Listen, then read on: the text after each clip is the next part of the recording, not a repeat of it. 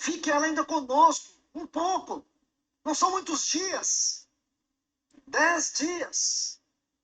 E ele talvez aumente um pouco o tom da voz e diz para eles, olhando bem firme nos olhos deles, não me detenha. Não me detenha.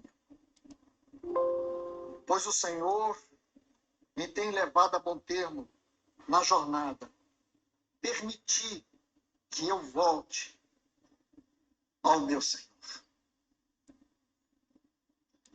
A sensação que eu tenho quando eu leio esses textos é como se ele já estivesse muito próximo da porta.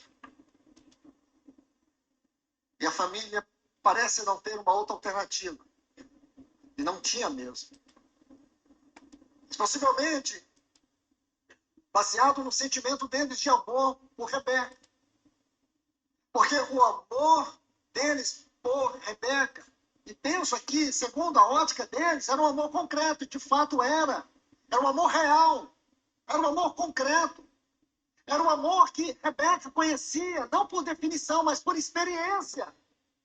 Ela conhecia o amor daquela mãe. Ela conhecia o cuidado, o amor daquele irmão. Essa era a sua vida. Essa era a sua experiência.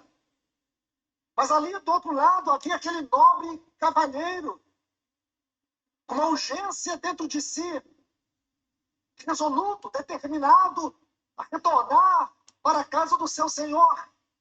Então ali do outro lado está aquela jovem. Então, nós temos que entender que essa história, né, para nós hoje, ela tem um valor espiritual. Ela ocorreu, está na Bíblia, e quem olha para ela e não percebe que é a Rebeca, somos nós que nascemos de novo, é porque não está entendendo o sentido figurativo dessa história verdadeira para os dias de hoje. O Espírito Santo tem pressa. O Espírito Santo quer nos ataviar, ele quer nos preparar para o noivo.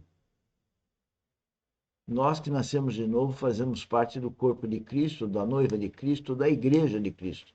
São sinônimos para falar dessa ente espiritual, que são as pessoas que nasceram de novo. E a tristeza é ver pessoas queridas que ainda estão no plano horizontal, estão tendo uma vida natural com essas distrações e encantos do mundo. E nós sabemos que elas vão ser destruídas. Só que a gente as ama e elas não veem o que nós vemos. Daí, a Academia Dínamo está testemunhando aqui a minha vida e estudando junto com vocês, treinando melhor a vida espiritual.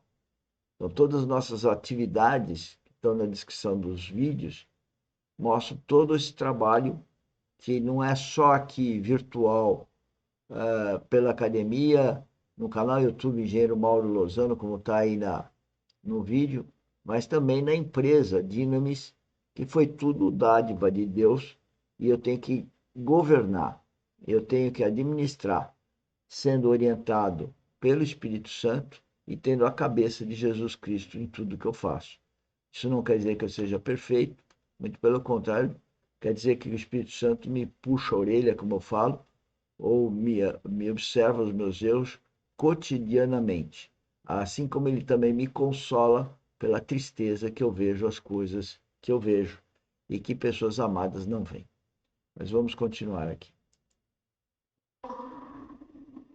chamaram Rebeca, nos versículos 57 e 58. Disseram, chamamemos a moça e ouçamo-la. Chamaram, pois, a Rebeca e lhe perguntaram, queres ir com este homem? Ela respondeu. A frase aqui, veja bem, queres ir com este homem? Aí ela respondeu numa palavra. Ela não explicou. E essa palavra diz tudo. Diz tudo. Porque ela poderia muito bem tentar explicar, para não ferir, para não ofender a sua mãe, o seu irmão, e não ferir o amor deles e a consciência deles. Irmãos, eu falo isso com segurança para vocês. Ela não estava olhando para mais nada naquela vida. Para ela não importava mais qualquer outra coisa que estivesse ligando ela àquela esfera de vida. Mesmo que ela amava tanto sua mãe e seu irmão. E o quanto ela devia respeitar o amor deles. A questão é que o seu coração foi arrebatado de tal forma que ela diz em uma palavra: irei. Ela não tinha uma explicação por que iria. Ela tinha uma determinação. Ela não tinha explicação. Ela tinha determinação. Irei. Isso estava implícito aqui. Daqui ela já tinha tomado a sua escolha. Ela não tomou naquela hora. Ela tomou aquela decisão muito antes. Por quê? Porque se o amor que ela tinha da parte da sua mãe e do seu irmão era real, o amor de Isaac para ela também era real, tanto quanto aquele amor que ela tinha da sua mãe e do seu irmão. Ela já se sentia tão amada por aquele noivo que a aguardava, longe da sua casa. Era tão real o amor dele, era tão real o amor dela por ele, como era real o amor dela pela sua mãe e pelo seu irmão. Isso aqui, irmãos, é um arrebatamento de afetos. O coração dela foi arrebatado. Deixe-me... Arrebatamento de afetos. Esse é o grande lance do novo nascimento. É amar a Cristo mais do que a gente ama os pais, cônjuge, filhos, amigos e tudo mais do mundo.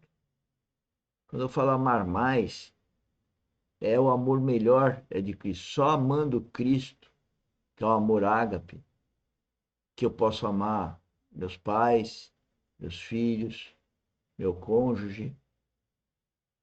Pois o verdadeiro amor, que é o amor ágape, que nos ensina, através do Espírito Santo, a como amar as pessoas no plano horizontal.